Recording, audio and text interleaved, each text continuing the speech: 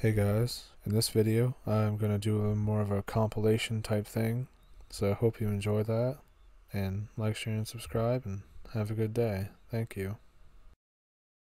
And this first story is called Human Nature, or at least that's how I refer to it anyways. That's how it's saved as on my computer. So I live in Ohio, and for the past 3 summers I've been a camp counselor at a camp that's pretty deep in the woods in Hocking Hills region of southern Ohio.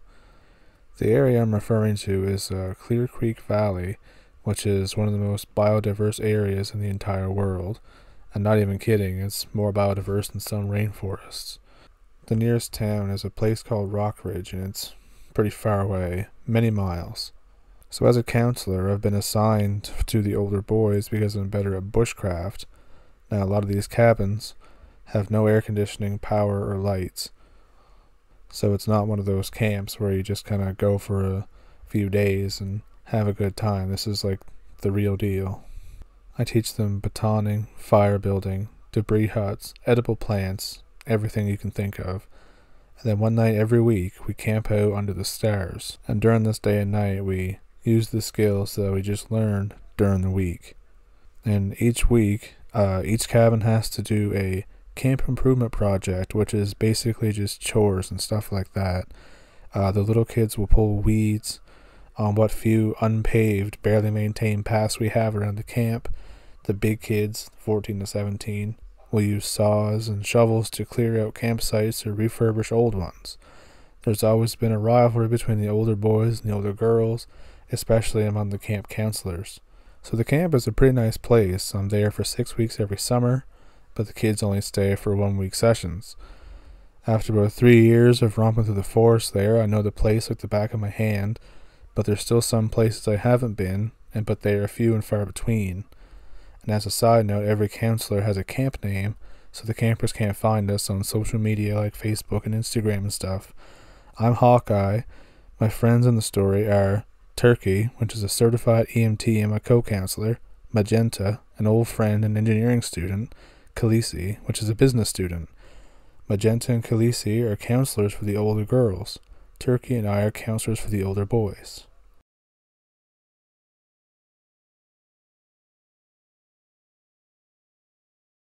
So this is the last week of camp, and everybody's happy to be going home and all this other stuff. So what camp improvement projects don't get done, we have to do them as counselors before we can go home. So obviously we're not doing that. So Turkey, Magenta, Khaleesi, and I all agreed to have our kids do all the hard chores so we don't have to do them alone. We clean up a campsite down on the side of a hill called Black Feather.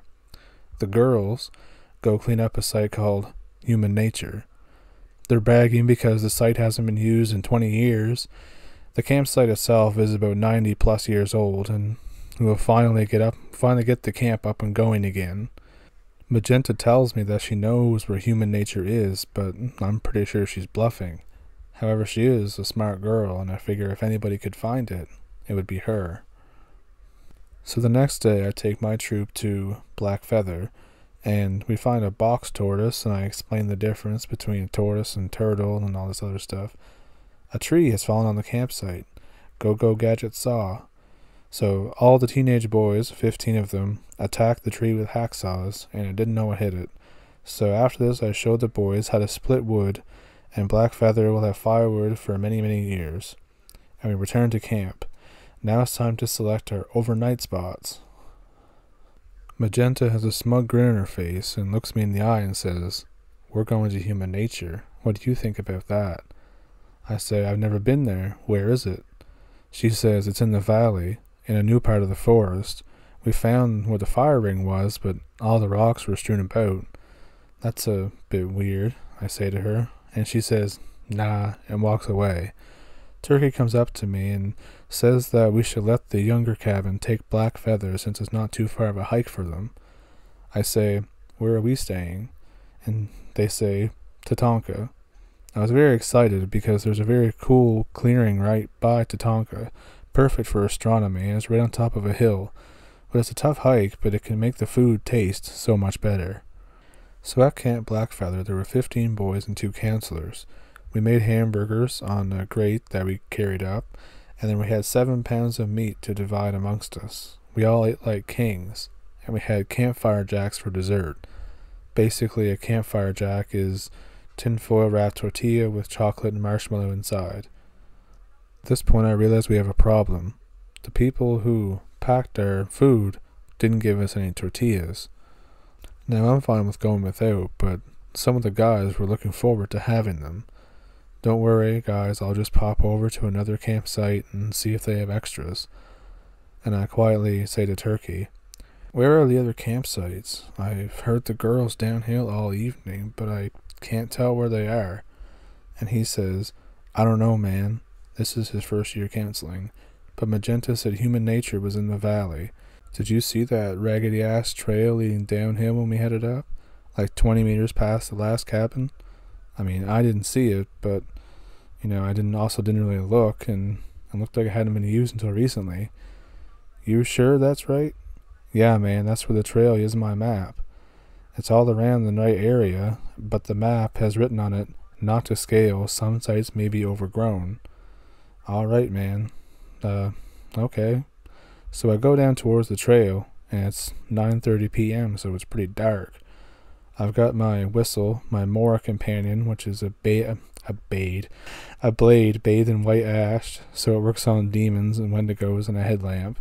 So after a while, I get to the trailhead, and it's a bit dark, but not so much that it's oppressive.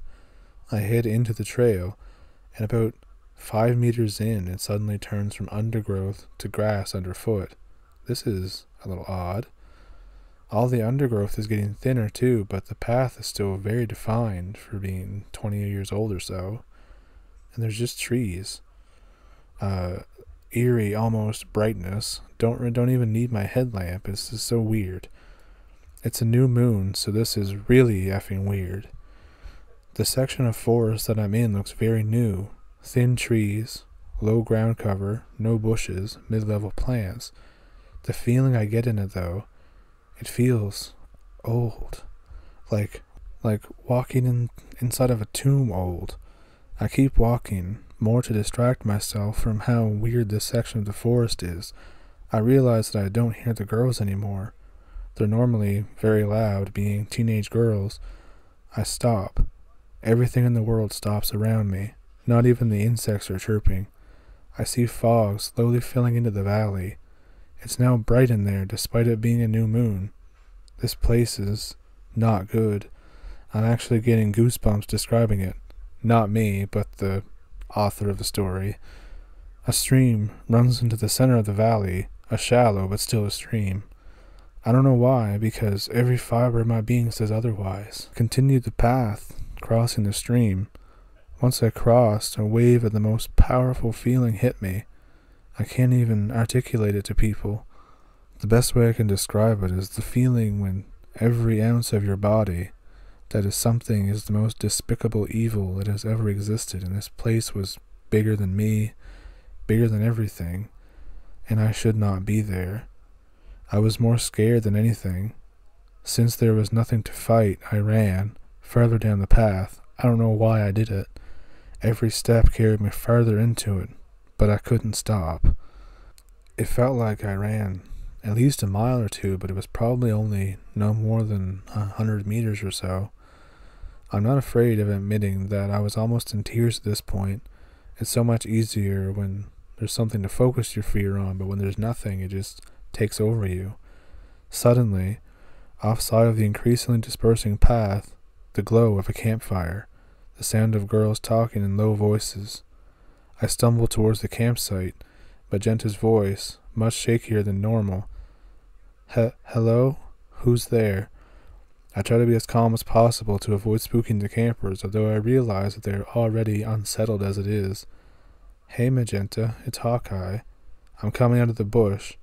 Oh, good. What do you need? I had totally forgotten I was there for. Just popping by.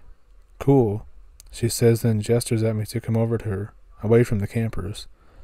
Hawkeye, what the F are you doing? Was that you? Where did you come from? Why are you here? I was getting something. Wait, what was me? What do you mean, where did I come from? You took that path, right? She looked me in the eye for a second, and I see the same look that must have been on my face just minutes earlier.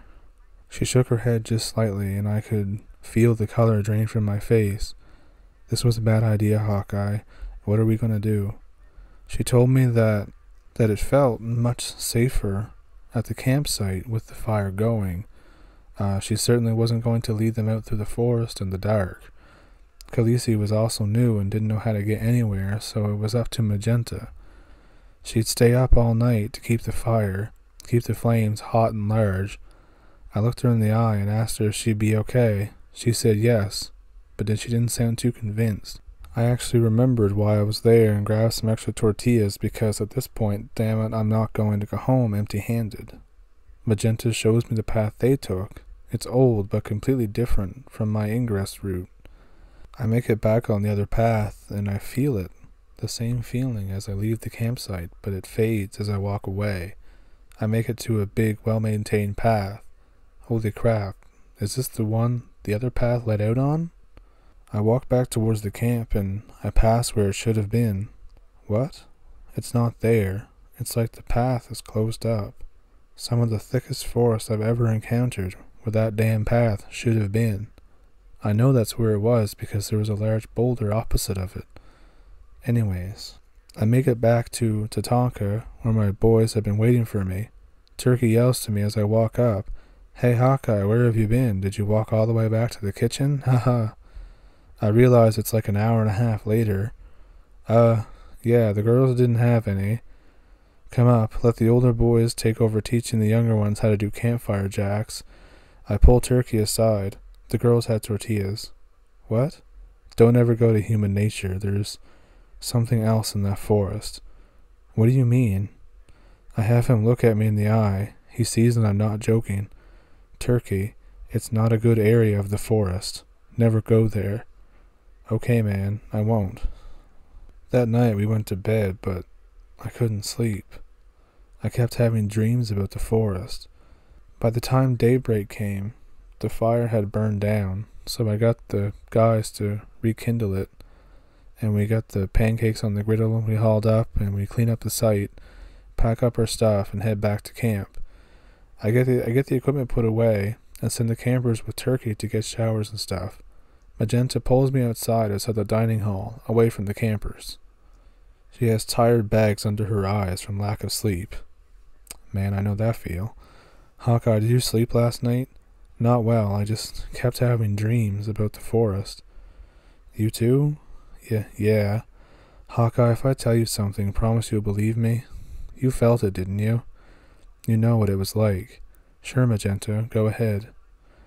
Every girl there talked in their sleep last night or woke up crying at some point in the night. We didn't even eat breakfast, we just got out of there.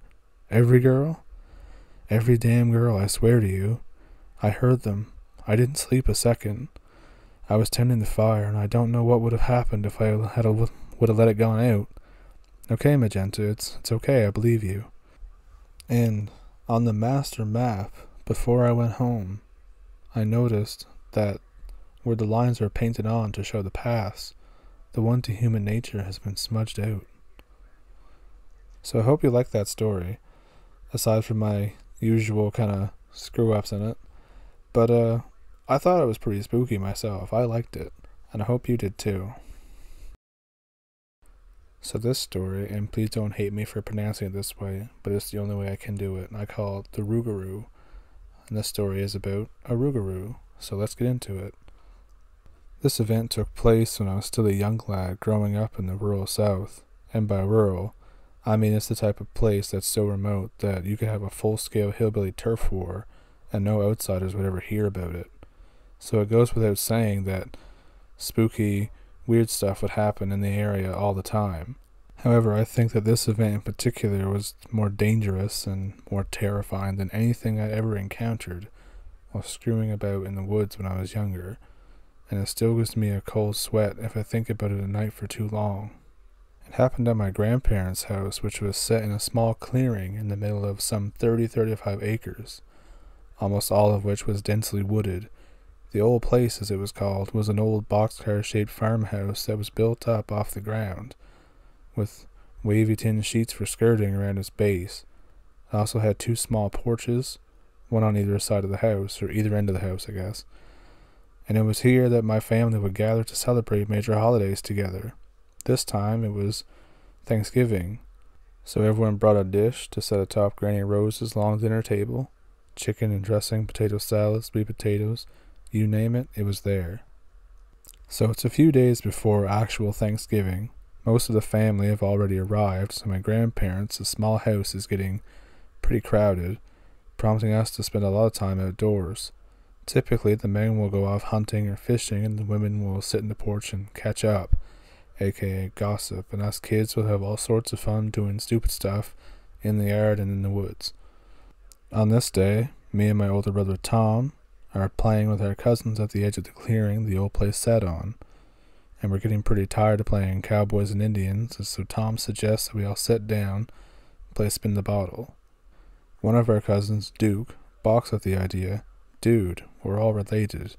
Tom, being a little pervert that he was, replies, yeah, that's what makes it interesting. After Tom works his smooth-talking magic and convinces everyone that this is totally not an effed up idea, we set some rules for the game, like all kissing has to be done in private, a little ways into the woods, retrieve the empty bottle, and then bring it back from the porch, and we decide to begin. Little does Tom know that a round of spin the bottle is literally my dream come true. Full disclosure. Young me has this huge crush on my cousin Lexi. I swear if I see any Sweet Home Alabama references here. Lexi is about a year older than me, and we've been friends since forever. She has 10 out of 10 blonde hair and an adorable laugh, and always wore jean shorts that showed off her amazing leg. And I'll stop right there before the story goes from too spooky to too zesty, which is actually a line in the story, so I figured I'd keep that for you. Anyways, it would seem that the spirit of Johnny Rebel is smiling upon me today, because Alexi and I soon get paired up and we go into the woods to keep the cousin-kissing redneck stereotype alive and well. So we get back a bit in the woods, and Lexi, probably noticing that I'm palm-sweaty mom spaghetti, asked, hey, are you sure you're up for this? I mean, you don't have to actually kiss if you're, like, nervous or something. I say, you kidding? I'm totally not nervous. Are you nervous? Me? Nervous? Never. And with that, she pushes me against a tree and we start kissing. Is this what heaven feels like? Suddenly, we both hear a strange sound, deep in the depths of the forest. It kind of sounds like a coyote having a fit, but much lower pitched. We look at each other and shrug it off and get back to business. But we hear it again. This time it's noticeably closer. It's too guttural to be a coyote, but definitely has a canine sound to it. Then we hear a gunshot. Just great, I think. I'm getting kiss blocked by one of my uncles hunting too close to the house. And then another gunshot, and whatever is out in the woods screams out in pain. I just about shit myself at how horrifying this screaming sounds. Lexi and I book it back to the house like a possum in a hailstorm. And we make it back to the old place just in time to see Tom and the other cousins clamber onto the back porch, yelling over one another as they try to explain what they just heard. After they manage to get out a few coherent sentences, Granny Rose's face gets very serious, and she orders everyone inside, immediately. The house immediately goes into lockdown, DEFCON 1. Doors get locked, shades get pulled. Granny Rose returns with a side-by-side shotgun, which I don't think anybody actually knew that she owned. And it was a Sears and Roebuck, if I recall correctly. She keeps the barrels trained on the back door, almost like she expects something to tear it off the hinges any second now. Everyone is confused just what the hell is going on, but Granny Rose just tells everyone to hush up and wait for the men to come back. Soon enough, Granny Rose declares that she sees my dad, my uncles, Pops, my grandfather, hauling ass back towards the house from the woods. Pops and his brother, Uncle Ed, are leading the group, but they both have their guns trained on the woods behind them. Granny Rose opens the back door and ushers them in, meeting Pops with a knowing look. Pops was white as a sheet and says, "It's back. Bill wounded it, but it's back." So everyone in the house, besides my grandparents and Uncle Ed, are wondering just what it is. The men are concerned, the women are angry, and us kids are just scared. We all need answers. So Pops, in his typical to-the-point fashion, flat out tells us that there's a monster stalking the property. Wait, what? He says this creature had shown itself before in 1979 when Pops and Uncle Ed were also hunting. It tried to attack them only to be repelled temporarily by gunfire. Pop says it came back that night and attempted to claw its way into the house. Of course, he and Ed lit it up through the door. However, wounded as it was, it broke into the kitchen in a rage, and in its frenzy, managed to knock into a cabinet and spilled salt all over itself. According to Pops, the salt burned the creature like acid or something, said it smelled like hot tar. Howling in pain, the creature retreated into the woods where it hadn't been seen nor heard from until half an hour ago. At this point, my cousins and I are huddled into a scared bunch behind the dining table. I'm holding onto Lexi's hand pretty hard, and she's death gripping mine back. A few women act like they want to scoff this off as nonsense, but we all know Pops has never bullshitted anyone. We ask for a description of the beast. Pop says it resembled a large black bear crossed with a wolf, but with no tail, and stood somewhat like a gorilla, with its front legs higher than its rear legs. Holy shit, that's a werewolf. No, says Pops, it's a lougarou. One of the aunts says, what's the difference? Lougaroos are real, and normal bullets don't do anything to them. That's why I keep some that I've loaded myself with salt, in addition to powder. Duke, trying to act macho, pipes up and says something like, I'm not scared of some friggin' Mardi Gras werewolf. Granny Rose's reply, you should be. One of the uncles asks why the hell can't we just leave and wait for it to go back into the woods. Granny's response is something like, it'll come right back when it's only Pops, Ed, and I here, and as sure as shoot won't be fighting it alone at our age. At this point, the general consensus among the men is, so we do go out and hunt this thing, or do we just sit here and wait for it to come back this way and eat our souls or whatever? We have to stay here, says Pops, because none of you have any damn salt rounds. Did Pops just swear? Shit just got real. Pops turns to Uncle Ed and says with a firm expression, let's finish this, for good, Ed. And with that, we all set to work getting ready for the return of the rougarou. The men have the kitchen and dining room table commandeered into a hillbilly ammunition factory with powder, primers, casings, and salt all over the place. Where did all this stuff come from, you ask? Apparently, Uncle Ed was a reloading fiend, since he practically lived at his brother's house and he kept his reloading shit in a shed a few feet from the house. Most of the women and us kids worked to fortify the house by moving the larger pieces of furniture up against the doors and the windows, and we managed to get a hold of some of our relatives that had not yet left their homes and told them to come now, but not before buying a whole bunch of salt. An hour or so later, they all arrive with the said bunch of salt, several firearms, and also several questions. But there's no time to explain, just help spread this stuff across the lawn to ward off the Cajun werewolf. Wait, what? My mom has this idea that a ring of salt around the house might help deter the beast, so we do that but keep it pretty narrow because we don't want to use up all the salt. This is all done under the careful eyes of Granny Rose, who just keeps her shotgun on her lap as she watches the woods beyond the clearing while we work. After we finish the outside, we all go in, lock all the doors, sprinkle the salt in every windowsill across from the door frames, and wait. We all try to go about the rest of our afternoon as best we can, but we're all a little on edge and it's very clear. The sun starts to go down, and the adults instruct the kids all to get ready for bed. You what, mate? You think we can really sleep on a time like this? Also, every boy has to sleep in the bed with one of the girls so they aren't scared. Never mind, sign me up for dreamland. We all pile into one of the guest bedrooms in the middle of the house.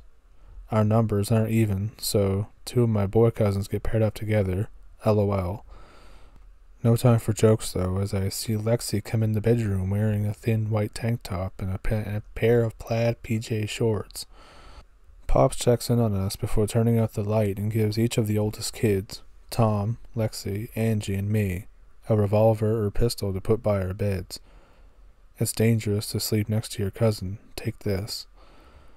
I get a charter-armed snubby, which I had shot a few times before, but obviously I'm not thinking about that right now. Pops turns off the light, wishes us a good sleep, or as good sleep as we can get, and shuts the door.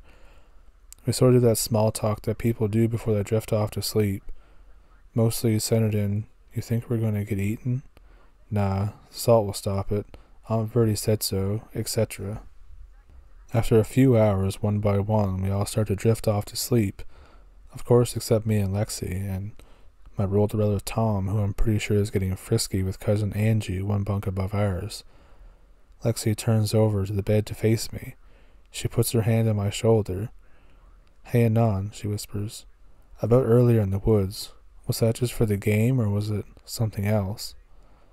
What do you mean? I mean, your kissing didn't feel like the kind of kissing someone only does in account of a game. Oh, did you not like it? She giggles quietly. I didn't say that. And drapes one of her legs across mine. She knows. She knows. All I can say is, Lexi, but she interrupts me with a kiss, and we're off to the races. We make out for several minutes, with me dorkily saying I love you in between kisses, and Lexi saying I know, dummy, and kissing me harder. After a while of us making our redneck ancestors proud, Lexi jolts up from atop me and whispers, Did you hear that? My mind is swimming. I can't hear anything. It's probably just the adults moving a chair or something. No, that was definitely outside. Can you go with me and check?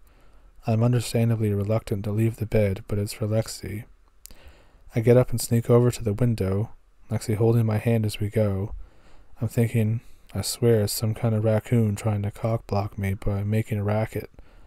We get to the window, and as I pull back the curtain, we both gasp in horror. It's at the window. The lougarou is at the window. It's leering at us with yellow eyes, its muzzle pressed against the glass and fogging it up. Remember, the house is raised a good 2 feet off the ground, so this thing has to be at least 7 feet tall to stand as high on the window as it is. Lexi and I are frozen, and I remember the snub-nosed revolver still on the bedside table. All I'm thinking right now is how did we not cover this window? The beast moves its head back and sort of nips at the wooden frame outside of the window, still making the grimace/grin with its teeth. It's taunting us. I ask, how did it get past the salt ring? Maybe it only hurts to touch the salt and it just jumped over it. We're still silently freaking out in front of the window when Tom apparently looks over from his bunk with Angie and sees the monster. He screams, "Holy shit," at the top of his lungs and almost falls off the bunk. The lougarou responds by giving out a deafening screech that was certain would break the glass.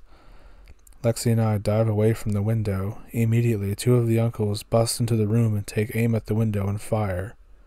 The monster recoils as it howls and grabs at his shoulder and chest with its, quotes, hands, and then rushes away toward the back of the house. The uncles order us all out of the room, seeing as the window is now full of holes. We rush into the hall, but not before I grab the snubby from the bedside table. With Granny Rose's permission, her beloved dining room table gets dragged to the bedroom and placed against the window, braced by the bunk beds. Everyone is clustered in the kitchen, scared as hell. Now the kids have actually seen the lougarou with their own eyes. Pops is gripping his bolt-action 410 so hard that his knuckles are white, but otherwise he shows no fear. An hour goes by of us standing still while the beasts are scratching and tapping on the walls around the house, making angry, vindictive snarls and screams. Pops can tell everyone is at their wits' end, with several of the adults about to run out the front door and make a mad dash for the cars. Ed, this ends now. Follow me, boys. And with that, Pops and Ed move towards the back door. We protest. Wait, what are you, nuts? It'll kill you if you go out there. And so on and so forth, but their resolve is clear. My father, uncles, Pops, and Ed all head onto the back porch, armed with jerry-rigged salt ammo. They instruct us not to come outside for any reason, and to not open the door unless they tell us. And with this, they all walk to the back porch and close the door behind them. Everyone tries to peer through the small window in the back door, but Granny Rose hushes them away and says, "Back, you ninnies. You want to do something? Pray for the victory over this demon." Several do just that. I'm hanging on to Lexi for dear life, and we're both shivering. I feel sick in my stomach, thinking about the possibility that we could all lose several family members tonight, and our own lives, any minute. We hear Pops begin to taunt the lougarou, and the other men soon join in.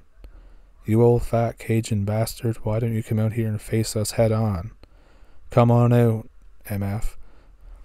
I'm trying to not say all the swear words in the story, if you couldn't tell. What are they doing? And then just then we hear a booming screech or roar that echoes through the yard and into the house. I hear my father say, "He's closing fast, Pa." "Not yet." Uncle Bill yells, "He's 15 feet out, damn it." "Not yet." "Now." They fire everything they had all at once, and I've never heard that much gunfire in my life before. It literally sounds like the White Vietnam in the backyard. And then, silence. My aunts are crying silently, and my mom is about to pull her hair out. My cousins look like their eyes are about to pop out of their heads. Granny Rose leans out against the door and asks, "Herbert, did you get it? Are y'all okay?" Pops replies, "We got him, Olivia. It's over." The release of tension in the house was enormous. We all slumped down where we stood or sat, relieved and exhausted. It was probably 2:30 in the morning by this point. They all come back inside, but they refused to let us see the dead thing until daylight, save a few of the men who wanted to stay up armed just in case. Most of us lie down and try to rest, but no one does much sleeping. Lexi and I spend the night in bed just holding one another, tired but grateful to be alive and together. The next morning, the first thing everyone wants to do is go out and see the carcass of the rougarou. As we walk off the back porch, we're immediately met with a stench of burning tar, just like Pops had told us. It looks a little different now, but it's sprawled out, dead in the yard, but it still sends a chill down my spine to see it. It's very large, I'd say between the size of a Kodiak grizzly and a polar bear. Its fur is thick matted, jet black, with some gray-brown around the shoulders and wattle, or beard, below its chin. The general body shape is like that of a bear, but its limbs are noticeably longer and end in paws that resemble human hands, thumbs and all. Its head is like a wolf, but with the longer muzzle, pointy ears, teeth bared even in death. I also distinctly remember Duke and Tom making fun of its testicles, which were visible as the creature laying on its back. Several of the men wanted to pose for a victory picture with it, but Granny Rose forbade it, saying that no evidence should be left of what this demon was, or that it even existed, as this could somehow give it power to return from the dead. So a large pit is dug, a ways into the woods. The carcass is dragged back using four-wheelers, and after being doused in diesel, it's set ablaze. After the fire is snuffed out, the hole is filled in. Granny Rose has a cross that's built and driven into the ground to atop the grave. We spend the rest of the day putting the house back in order, and then the next day we have a good Thanksgiving together, albeit a little more subdued attitude. And we're all scared still, but we're all thankful to be alive. So I hope you like that story. It was a bit of a longer one, and it had a lot of incest overtones, so if you can put up with that, I thought the story was pretty good, so thank you for watching that one. I'm a U.S. Marine that's stationed in Okinawa, Japan. For those who don't know, Okinawa is an island south of Japan, literally covered in U.S. military bases. I was stationed at the smallest one on the island, a sleepy little base camp called Camp Courtney. I got put on a temporary base security detail, got a job as a corporal of the guard, which means I basically just sit in a little guard shack with an office and watch a radio and a TV in case anything goes wrong, and then I have to go out and see what's going on and take care of it. It's a quiet Thursday night when I'm on duty. It's pouring rain, sucking wind, thunder and lightning. I get a call from a sentry on post about a young girl dressed in white walking into the jungle by the gate. Immediately, I'm like, what the hell?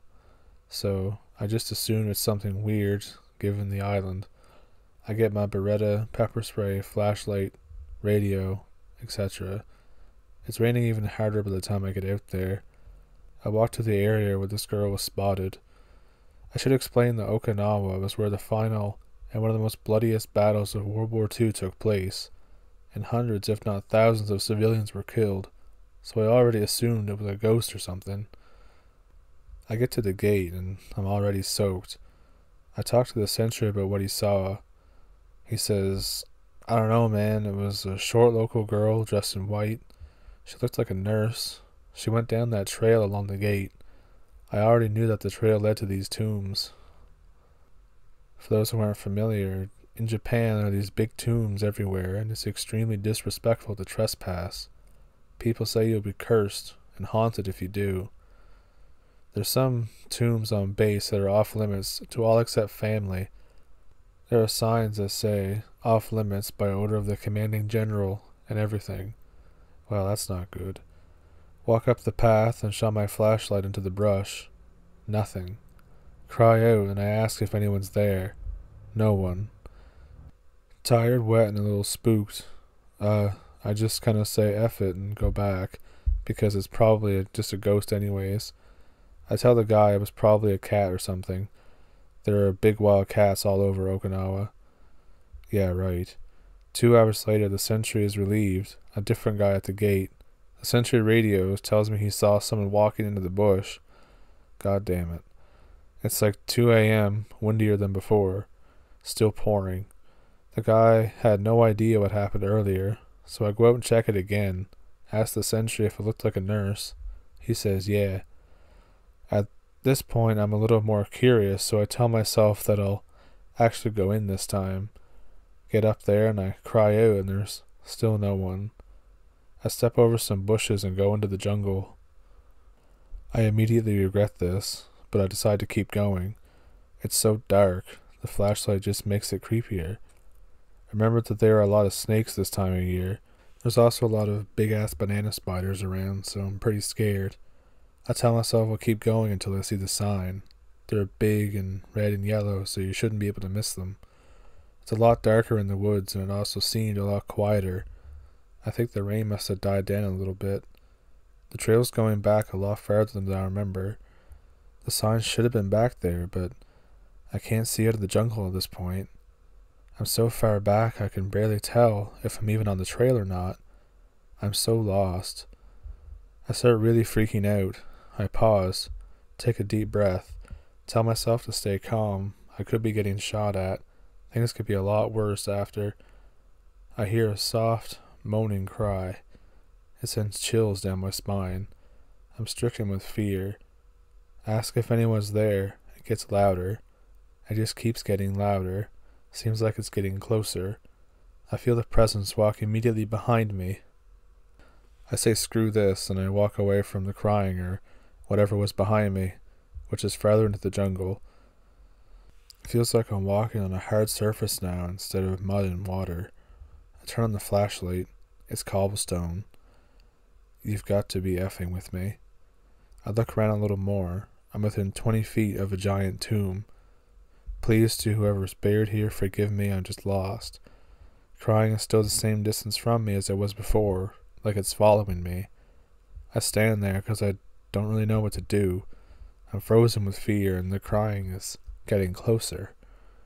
All of a sudden, my radio comes to life. COG, this is Echo 3 Alpha radio check, over.